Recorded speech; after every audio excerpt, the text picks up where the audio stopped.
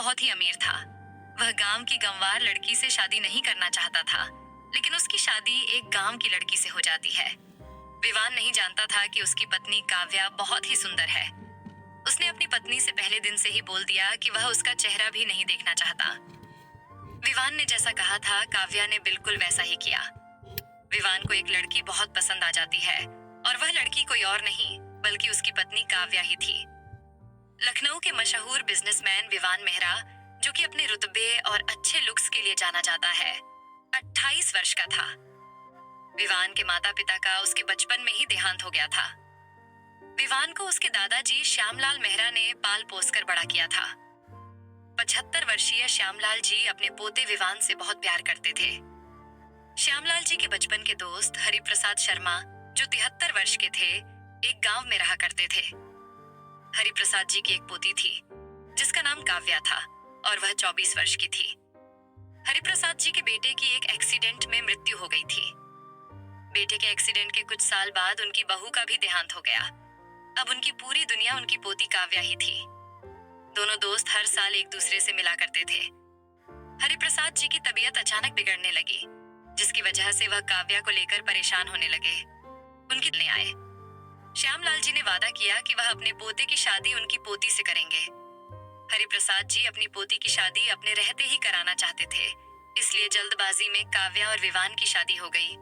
विवान को हरिप्रसाद जी का गांव और वहां के लोगों को देखकर चिढ़ होने लगी कि किसी छोटे से गांव की गंवार लड़की से मेरी शादी करवा दी। विवान ने काव्या को एक बार भी नजर उठाकर नहीं देखा। शादी होने के तुरंत बाद वह उस गांव से जितना जल्दी हो सके वहां से निकल जाना चाहता था। श्यामलाल जी ने अपने दोस्त से वादा किया कि वह काव्या को अपनी पोती की तरह ही प्यार देंगे, उसे कभी किसी चीज की तकलीफ नहीं होने देंगे। इसलिए हरिप्रसाद जी को अपनी पोती की चिंता करने की जरूरत नहीं थी। अब हरिप्रसाद जी भी निश्चिंत हो गए थे कि उनकी पोती श्यामलाल जी के घर पर है और वह हमेशा खुश रहेगी। विवान और श्यामलाल जी काव्या को लखनऊ लेकर आ गए। विवान का घर बहुत बड़ा और बहुत ही सुंदर था। विवान अपने घर के अंदर कदम रखता, उससे पहले ही उस घर की हेड कुक 55 वर्षीय लक्ष्मी ने विवान को रोक लिया। लक्ष्मी विवान के घर पर बचपन से काम करती थी, इसलिए विवान उनकी बहुत इज्जत करता था। विवान ने लक्ष्मी से कभी तेज आवाज में बात भी नहीं की। अगर लक्ष्मी कुछ कह देती तो विवान उनकी बात मान लेता था। लक्ष्मी ने दोनों की आरती की और कलश को पैर लगाकर काव्या को अंदर आने को कहा। इस तरह दोनों ने गृह प्रवेश किया। लक्ष्मी और श्यामलाल जी ने कहा कि शादी के बाद की कुछ रस्में हैं, जिसे हम अभी पूरी कर लेते हैं। यह बात सुनकर विवान आग बबूला हो गया और बोला, आपके कहने पर इस गंवार लड़की से शादी कर ली, यही बहुत बड़ी बात है, और अब इसके साथ रस्में निभाना मुझसे नहीं होगा। आप लोगों को जो भी करना था वह आप लोगों ने कर लिया, अब मुझसे कोई उम्मीद मत रखना। काव्या घूंघट ओढ़े हुए थी, इसलिए किसी ने भी उसका चेहरा नहीं देखा। विवान को काव्या का साथ एक कांटे की तरह चुभ रहा था। श्यामलाल जी ने लक्ष्मी से काव्या को विवान के कमरे में लेकर जाने को कहा, तो विवान ने लक्ष्मी को वहीं रोक लिया और कहा, यह लड़की मेरे कमरे में नहीं आनी चाहिए, और इससे कहिए कि यह अपनी शक्ल भी मुझे न दिखाए। हो सके तो यह कभी भी मेरे सामने नहीं आनी चाहिए। यह सब सुनकर काव्या हैरान रह गई और उसकी आंखों में आंसू आ गए। विवान ने अपनी दुल्हन को देखे बगैर ही उसे अपने कमरे में आने से मना कर दिया। काव्या को समझ में नहीं आ रहा था कि आखिर उसकी गलती क्या है। काव्या का इस तरह से अपमान होते हुए देखकर श्यामलाल जी को बहुत बुरा लगा। वह तो काव्या को अपने घर की बहू बनाकर उसे सम्मान की जिंदगी देना चाहते थे, लेकिन यहाँ तो उल्टा ही हो गया। काव्या को देखकर श्यामलाल जी काफी दुखी हुए और कहा, बेटा, मुझे माफ कर दो। मुझे नहीं पता था कि वह तुम्हारे साथ इस तरह का व्यवहार करेगा। काव्या ने अपने आंसुओं को पोंछते हुए कहा, दादाजी, प्लीज आप ऐसा मत कहिए। मेरी तो किस्मत ही खराब है। शायद पहले माँ बाप को खो दिया। दादाजी जिन्होंने मुझे पाला, अब वह खुद बहुत बीमार है, और अब यह शादी। मुझे तो समझ ही नहीं आ रहा कि आखिर बचपन से मेरी जिंदगी में इतनी तकलीफ क्यों है। पता नहीं पिछले जन्म में मैंने कौन सा पाप किया था जिसकी सजा भगवान मुझे इस जन्म में दे रहे हैं। यह सुनकर श्यामलाल जी आगे कुछ नहीं कह पाए। श्यामलाल जी ने लक्ष्मी से कहकर काव्या का कमरा दिखाने को कहा। लक्ष्मी काव्या को उसके कमरे में लेकर जाती है और कहती है, बहू, विवान बुरा लड़का नहीं है, बस वह यह शादी नहीं करना चाहता था। मैं तुम्हारा सामान भेजती हूँ, थोड़ा फ्रेश हो जाओ। तब तक मैं तुम्हारे लिए कुछ खाने पीने का इंतजाम करती हूँ। जब तक काव्या फ्रेश होकर आती है, तब तक लक्ष्मी उसके लिए खाना उसके कमरे में लेकर आ जाती है। लक्ष्मी काव्या को देखकर बहुत खुश हो जाती है और कहती है, अरे वाह काव्या बहू, तुम तो बहुत खूबसूरत हो। विवान ने तुम्हें नहीं देखा, लेकिन अगर देखता तो तुम्हें खुद से दूर ही नहीं रख पाता। चलो खाना खा लो। काव्या ने धीमे स्वर में कहा, मैं खा लूंगी, आप रख दीजिए। लक्ष्मी ने कहा, ये तुम्हारे दादाजी का ऑर्डर है, इसलिए जल्दी से खाना खा लो, मुझे भी नींद आ रही है। काव्या अपनी वजह से किसी को परेशान नहीं करना चाहती थी, इसलिए वह खाना खाने लगी। आपको मैं क्या कहकर बुलाऊं? काव्या ने लक्ष्मी से पूछा। बहू, तुम्हारी मर्जी, जो तुम्हारा मन करे तुम मुझे वह बुला सकती हो, लक्ष्मी ने मुस्कुराते हुए कहा। ठीक है, मैं आपको मौसी कहकर बुलाऊंगी। आपको देखकर मुझे मेरी माँ की याद आती है। ठीक है बहू, चलो अब तुम सो जाओ, थक गई होगी ना। इतना कहकर लक्ष्मी कमरे से निकल जाती है। काव्या आज की बात सोचकर बहुत दुखी हुई। उसकी आंखों से आंसू रुकने का नाम ही नहीं ले रहे थे। यहाँ वह बहुत ही अकेला महसूस कर रही थी। काव्या ने कभी सोचा भी नहीं था कि उसकी शादी इस तरह से होगी, लेकिन काव्या ने एक फैसला कर लिया था कि वह अपनी शादी को बचाने की हर मुमकिन कोशिश करना चाहती थी। अगले दिन सुबह सुबह काव्या उठकर नहा धोकर एक प्यारी सी शिफॉन की नीली साड़ी और मैचिंग ज्वेलरी पहनी और माथे में सिंदूर भरते हुए उसकी आंखों से आंसू बह निकले। काव्या ने तैयार होकर घर के मंदिर में पूजा अर्चना की और पूरे घर में धूप दिखा दिया। श्यामलाल जी जब उठे तो उन्हें ऐसा लगा कि वह घर नहीं बल्कि कोई मंदिर है। उनके दिल को बहुत ही सुकून मिला था। विवान जब उठा तो पूरे घर में धूप के कारण थोड़ा धुआं हो गया था, जिससे वह बहुत ही ज्यादा चिड़चिड़ा हो गया। उसने लक्ष्मी को बुलाया और पूछा, घर में इतना धुआं और इतनी महक क्यों है? वह बेटा, बहू ने मंदिर में पूजा की और धूप जलाया है, इसलिए घर में थोड़ा धुआं और महक रह गई। उससे कहिए कि अगर पूजा अर्चना करनी है तो करें, लेकिन घर में इतनी महक और धुआं नहीं होना चाहिए। कहते हुए विवान अपने कमरे में चला गया। ये बात काव्या ने भी सुन ली थी। उसे बुरा भी लगा, लेकिन विवान की बात भी वह समझ रही थी, इसलिए काव्या ने कुछ भी नहीं कहा और चुपचाप खड़ी रही। लक्ष्मी ने काव्या की पहली रसोई की रस्म करवाई। आज का नाश्ता काव्या ने ही बनाया था। पहली रसोई में मीठे में खीर बनाई, जो उनका रिवाज था। विवान ऑफिस के लिए तैयार होकर नीचे आ गया और सभी नाश्ता करने बैठ गए। विवान ने महसूस किया कि नाश्ते की बहुत अच्छी खुशबू आ रही है। काव्या को विवान के सामने आने की मनाही थी, इसलिए विवान और श्यामलाल जी ने ही नाश्ता शुरू किया। विवान नाश्ता करते हुए बनाने वाले की तारीफ करता रहा, क्योंकि आज से पहले उसने कभी इतना अच्छा नाश्ता नहीं किया था। श्यामलाल जी ने लक्ष्मी को इशारे में मना कर दिया कि विवान को नहीं बताना है कि यह सारा नाश्ता काव्या ने बनाया है। उसे कहिए कि अब से रोज नाश्ता और खाना वही बनाए। खाने में मजा आ गया, कहते हुए विवान ऑफिस के लिए निकल गया। श्यामलाल जी और लक्ष्मी को विवान को देखकर हंसी आ गई। काव्या भी खुश थी कि उसका बनाया हुआ खाना विवान को पसंद आया। श्यामलाल जी को फोन आया और सामने वाले ने कहा, आपके लिए एक बुरी खबर है। यह सुनकर श्यामलाल जी के चेहरे की मुस्कुराहट गायब हो गई। श्यामलाल जी ने घबराते हुए कहा, क्या बुरी खबर है? जल्दी बोलो, मेरा दिल बैठा जा रहा है। हरिप्रसाद जी का निधन हो गया, आप सभी जल्दी आ जाइए। श्यामलाल जी बहुत ही ज्यादा घबरा गए। श्यामलाल जी ने शादी से पहले अपने दोस्त से वादा किया था कि वह काव्या का पूरा ध्यान रखेगा, लेकिन विवान ने उसे अपनी पत्नी मानने से भी इनकार कर दिया। श्यामलाल जी की आंखों में बरबस ही आंसू निकलने लगे। लक्ष्मी और काव्या ने श्यामलाल जी के पास जाकर उनकी घबराहट का कारण पूछा, तो उन्होंने काव्या को जल्दी से गांव चलने को कहा, जिसे सुनकर वह भी काफी घबरा गई। रास्ते में श्यामलाल जी ने विवान को हरिप्रसाद जी के निधन की बात बता दी। श्यामलाल जी ने काव्या को कुछ नहीं बताया, लेकिन फिर भी उसका मन एक बड़ी घटना का आभास करवा रहा था। जैसे ही गाड़ी काव्या के घर पर रुकी, तो काव्या भागते हुए घर के अंदर चली गई। घर के बाहर काफी भीड़ लगी थी।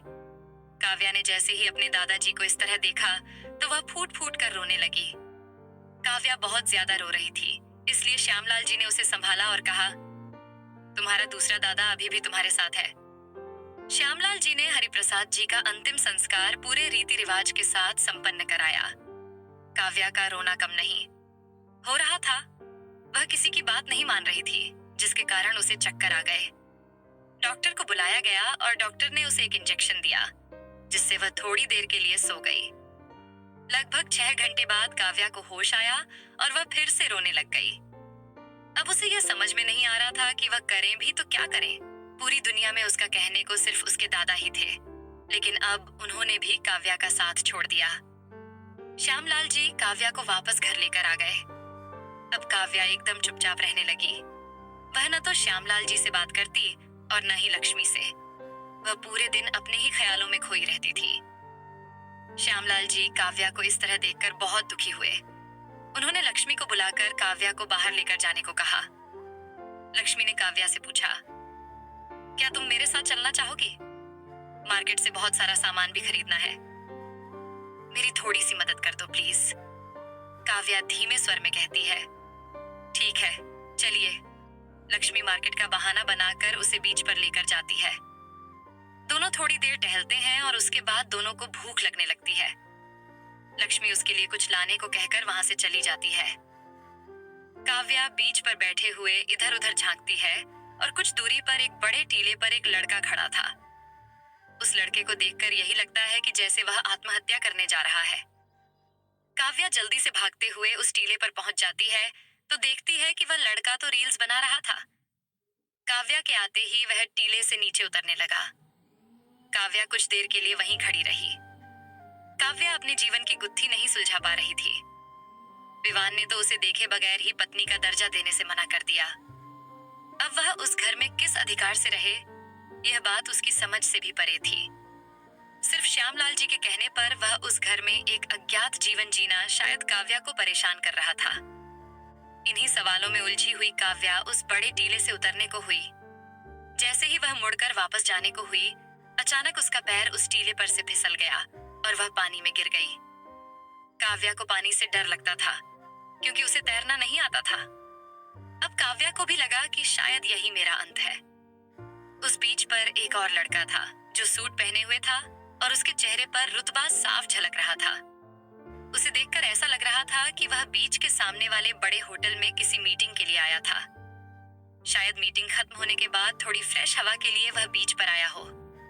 उसे भी शायद इस तरह से अपनी जिंदगी की अटखेलियां बहुत परेशान कर रही थीं। उसने एक लड़की को देखा जिसने एक नीले रंग का अनारकली सूट पहन रखा था। वह उसे बस देखता ही रह गया और उसकी नजर एक बार को उस लड़की पर टिक गई। वह लड़की अचानक पानी में गिर गई, जिसे देखकर वह लड़का अपना कोट फेंककर भागते हुए पानी में कूद गया और उस लड़की को बचा लिया। वह लड़की पानी अंदर चले जाने के कारण बेहोश हो गई थी। उस लड़के ने लड़की को बाहर निकालकर थोड़ी दूर पर लेटाया और उसके पेट को दबाकर पानी बाहर निकालने की कोशिश की। वह लड़का उस लड़की को देखकर अपने होश ही खो बैठा। वह लड़की कोई और नहीं, हमारी काव्या थी। उस चांदनी रात में काव्या का नीले रंग का अनारकली सूट उसके गोरे बदन पर काफी अच्छा लग रहा था। वह लड़का तो बस उसे देखता ही रह गया। इतनी खूबसूरत जो लग रही थी काव्या।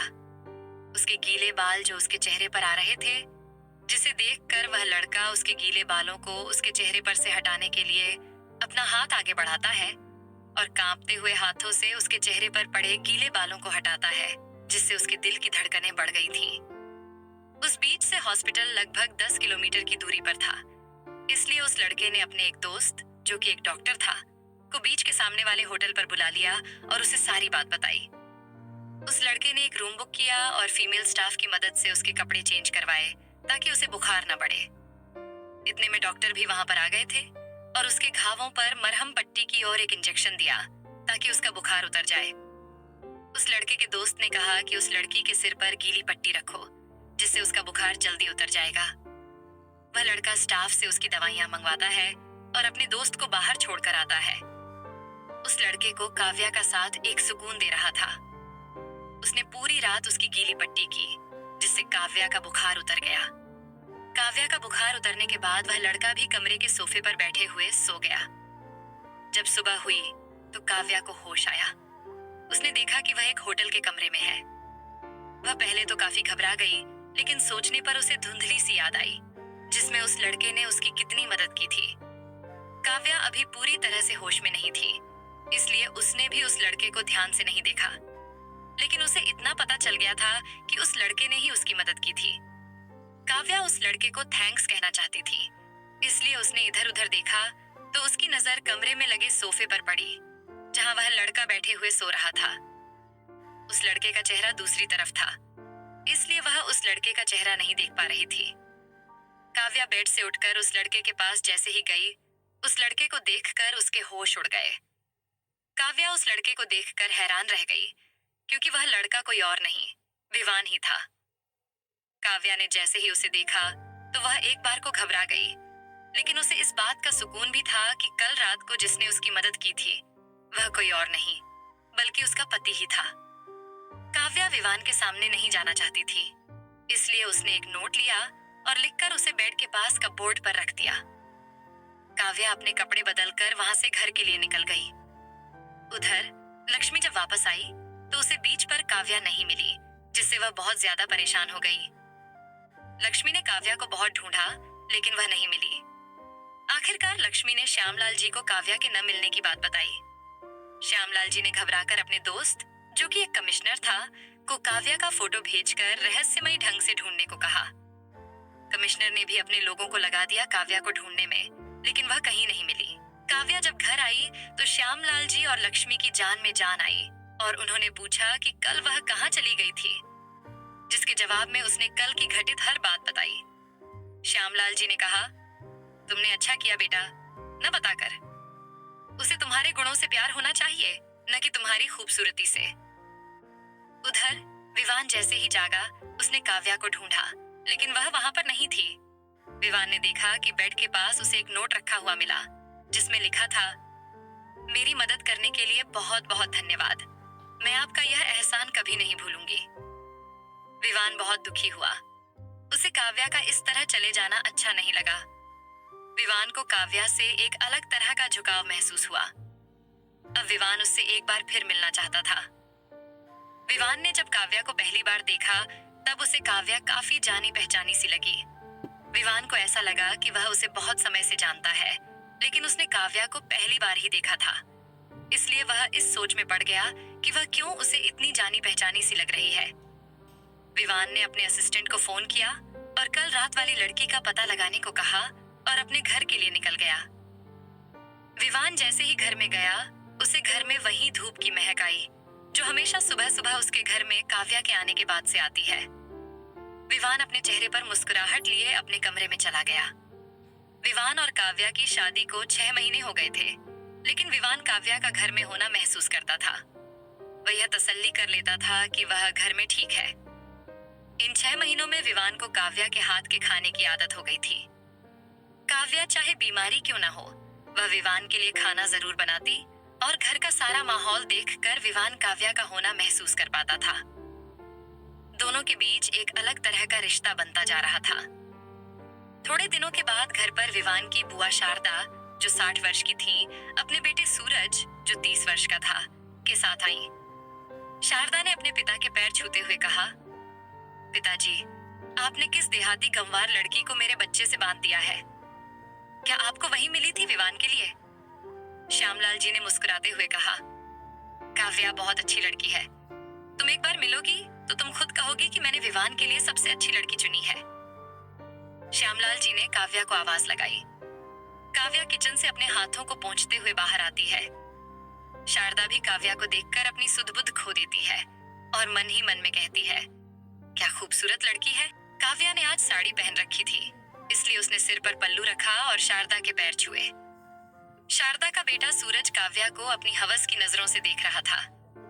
काव्या को सूरज का इस तरह देखना बिल्कुल भी अच्छा नहीं लगा। काव्या ने शारदा को देखकर अपने सिर पर पल्लू लिया और शारदा के पैर छुए। शारदा अपना मुंह पिचकाते हुए कहती है, खुश रहो। वैसे मेरे विवान के लिए तुम जैसी गंवार बीवी से शादी करवाना मुझे बिल्कुल भी अच्छा नहीं लगा। काव्या ने हल्की मुस्कुराहट लिए हुए कहा, बुआ जी, वैसे आपकी नजर में गंवार लड़की का क्या अर्थ है, बताएंगी? जब से मैं यहाँ आई हूँ तब से मैं यही बात सुन रही हूँ। शारदा बड़ी अकड़ के साथ कहती है, तुम जैसी लड़की को न तो अंग्रेजी में बात करनी आती है और न ही उठने बैठने का तरीका आता है। जब देखो तब यह साड़ी पहनकर पल्लू रख लेती हो सिर पर। जब देखो तब इसी तरह के कपड़े पहनती हो, या तो साड़ी या फिर सलवार सूट। तुम्हारा पति बहुत बड़ा बिजनेसमैन है और उसकी पत्नी गंवार रहे तो वह तुझे कैसे अपनाएगा? उसके आगे पीछे हजारों लड़कियां पड़ी रहती हैं, बस उससे 2 मिनट बात करने के लिए। इतना रुतबा है मेरे विवान का। काव्या को शारदा की बात पर हंसी आ रही थी और वह बड़ी विनम्रता से कहती है, बुआ जी, सिर्फ अंग्रेजी में बोलने और छोटे कपड़े पहनने से कोई भी शहरी नहीं हो जाती। लड़की जब तक वह अपने नैतिक मूल्यों और अपने परिवार के प्रति अपनी जिम्मेदारी को न समझे। मुझे लगता है कि अपने परिवार के सामने मुझे अपनी मर्यादा में रहना चाहिए। और रही बात अंग्रेजी की, तो वह सिर्फ एक भाषा है। जब मन चाहे तो सीख भी सकते हैं। और बुआ जी, मैं आपकी जानकारी के लिए बता दूं, मैंने 12वीं तक पढ़ाई की है, इसलिए मैं अनपढ़ भी नहीं हूँ। काव्या ने शारदा से अपने चेहरे पर मुस्कान लिए हुए पूछा, बुआ जी, आप क्या लेंगी, चाय या कॉफी? शारदा ने चिढ़ते हुए कहा, गरम गरम चाय, वह भी अदरक डालकर, एकदम कड़क। मेरे सिर में बहुत दर्द हो रहा है। ठीक है। काव्या ने सूरज से भी उसकी पसंद पूछकर किचन की तरफ बढ़ गई। विवान ऊपर से यह सब सुन रहा था, क्योंकि विवान के ऑफिस का समय हो गया था, जिसके कारण वह जल्दी से नीचे उतरने ही वाला था कि तभी बुआ जी की आवाज आई और वह रुककर दोनों का संवाद सुनने लगा। विवान के चेहरे पर एक छोटी सी मुस्कान तैर गई। वह जल्दी से डाइनिंग टेबल पर नाश्ते के लिए बैठ गया और लक्ष्मी ने नाश्ता सभी को सर्व किया। श्यामलाल जी ने विवान को कहा, मैं 3 दिन के लिए अपने दोस्त के पोते की शादी में शामिल होने जा रहा हूँ। तुम काव्या का ध्यान रखना। विवान ने भी हामी भरी और शारदा और सूरज से मिलकर वह अपने ऑफिस के लिए निकल गया। विवान को काम करते हुए शाम हो गई थी। विवान भी आज जल्दी जाने का सोच रहा था कि अचानक उसकी एक अर्जेंट मीटिंग आ गई। मीटिंग खत्म होते होते रात हो गई थी। विवान को कहीं न कहीं काव्या की चिंता हो रही थी। भले ही वह उसे पसंद नहीं करता था, लेकिन कहीं न कहीं वह उसकी जिम्मेदारी थी, जिसे वह झुठला नहीं सकता था। रात के लगभग 11 बज रहे थे, लेकिन विवान घर नहीं आया था। इसलिए काव्या ने अपने कमरे में जाकर आराम करने का सोचा। जैसे ही वह अपने कमरे का लॉक लगाने जा रही थी, अचानक सूरज ने अपना हाथ बीच में रख दिया। काव्या ने जैसे ही दरवाजा खोला तो सूरज एकदम से कमरे के अंदर आ गया। आप यहाँ और इस समय क्या कर रहे हैं? अरे भाभी, मैं तो तुमसे ही मिलने आया था। वैसे मानना पड़ेगा भाभी, तुम तो बहुत खूबसूरत हो। तुम्हें देखकर तो किसी का भी दिल धड़कने लग जाए। और तुम्हारा वह बेवकूफ पति तुम्हारी जैसी खूबसूरत बीवी को छोड़कर ब्रह्मचारी बना बैठा है। मैं तुम्हारी सुंदरता का बहुत बड़ा कद्रदान हूँ। कहते हुए सूरज काव्या के कंधों को पकड़कर उसके पास आने लगा। अब काव्या घबरा रही थी कि शायद वह उसके चंगुल से छूट जाए, लेकिन वह अपने आप को छुड़ा नहीं पा रही थी। इसी बीच सूरज काव्या से जबरदस्ती करने लगा। सूरज ने काव्या को बहुत बुरी तरह से जकड़ रखा था। अब काव्या को समझ में नहीं आ रहा था कि वह क्या ही करे। उसकी आंखों से आंसू झरने की तरह बह रहे थे। वह सूरज के चंगुल से छूटने के लिए पीछे हटती गई। काव्या कमरे की दीवार से लगी हुई थी और पीछे जाने का कोई रास्ता नहीं था। वह भगवान से प्रार्थना करने लगी ताकि वह इस दरिंदे से अपना पीछा छुड़ा सके। काव्या के पास एक टेबल रखी हुई थी, जिस पर फूलदान रखा था। काव्या ने वह फूलदान हाथों में लेकर सूरज के सिर पर दे मारा, जिससे उसकी पकड़ ढीली हो गई। मौका पाकर काव्या अपने कमरे का दरवाजा खोलकर घर से बाहर निकली और भागते हुए वह एक आदमी से जाकर टकरा गई। जब काव्या ने खड़े होकर उस आदमी को देखा तो वह कोई और नहीं बल्कि उसका पति विवान ही था। विवान काव्या को देखकर घबरा गया। उसने पूछा, क्या हुआ काव्या, सब ठीक तो है ना? तुम इस तरह से घर से क्यों भाग रही थी? काव्या जैसे ही बताने वाली होती है, तभी जल्दी से शारदा आकर बात पलट देती है और काव्या पर इल्जाम लगाते हुए कहती है, यह लड़की मेरे सूरज पर डोरे डाल रही थी। तुम तो जानते हो मेरा सूरज कितना सीधा है, और इस लड़की को देखो जो शायद तुम्हें देखकर बेचारी होने का नाटक कर रही है। विवान, इस तरह की लड़की को इस घर में नहीं रहना चाहिए। तुम इसे अपने हाथों से बाहर कर दो। काव्या रोते हुए मना करती रही, मैंने ऐसा कुछ भी नहीं किया है। विवान जी, आप मुझ पर विश्वास करें। वह तो सूरज भैया ही मेरे साथ बदतमीजी कर रहे थे और मैंने अपने आप को बचाने के लिए उनके सिर पर वह फूलदान मार दिया और वहां से भाग निकली। बस कर जा, बहुत हो गया। तू मेरे बेटे पर इल्जाम लगाना छोड़ दे, नहीं तो मुझसे बुरा कोई नहीं होगा, शारदा ने कहा। तभी विवान चिल्लाते हुए कहता है, बस चुप हो जाइए बुआ जी। मुझे पता है कि काव्या कैसी लड़की है, आपको बताने की जरूरत नहीं है। आप उस पर इतना बड़ा इल्जाम लगा रही हैं। आपको तो अपने बेटे की गलती पर उसे खींचकर थप्पड़ मारना चाहिए था, लेकिन नहीं, आप तो उल्टा काव्या पर ही इल्जाम लगाने लगी। वैसे कोई बात नहीं बुआ जी, जो काम आपको करना चाहिए था वह मैं कर देता हूँ। विवान सूरज को एक खींचकर थप्पड़ लगा देता है और कहता है, आप और सूरज अभी के अभी इस घर से बाहर निकल जाइए, वरना तुम अपनी बुआ से इस तरह बात कर रहे हो, और वह भी आज की आई उस 2 कौड़ी की लड़की के लिए। बस बहुत हो गया, अब मैं इस घर में कभी कदम नहीं रखूंगी। चलो सूरज, शारदा ने कहा। विवान सूरज को रुकने को कहता है और काव्या से कहता है, तुम्हें सूरज को जो सजा देनी है वह तुम दे सकती हो। काव्या एक बार विवान को देखकर सूरज को एक खींचकर थप्पड़ जड़ देती है और कहती है, मैं तुम्हारी भाभी हूँ और तुमने अपनी भाभी को गंदी नजर से देखा, निकल जाओ इस घर से। सूरज और शारदा गुस्से में घर से निकल जाते हैं। लक्ष्मी जल्दी से आकर काव्या को संभालती है और उसे कमरे में लेकर जाने वाली होती है कि विवान लक्ष्मी को मना कर देता है। विवान काव्या को अपने कमरे में लेकर जाता है, लेकिन काव्या कमरे के अंदर जाने से कतराती है, जिसे देखकर विवान ने उसे गोद में उठा लिया और बेड पर लिटा दिया। विवान फर्स्ट एड किट लेकर आया और काव्या के पास आकर बैठ गया। काव्या के घावों पर मरहम लगाने लगा, जिससे काव्या थोड़ा हिचकिचाने लगी, लेकिन विवान ने उसकी एक नहीं मानी। दवाई लगाने के बाद विवान ने काव्या से कहा, मैं तुमसे एक बात कहना चाहता हूँ। बोलिए, काव्या ने कहा। मैं कॉलेज के समय एक लड़की को बहुत पसंद करता था। मैंने वैलेंटाइन डे पर उसे प्रपोज भी किया और वह मान भी गई। धीरे धीरे हम दोनों का प्यार वक्त के साथ बढ़ता गया।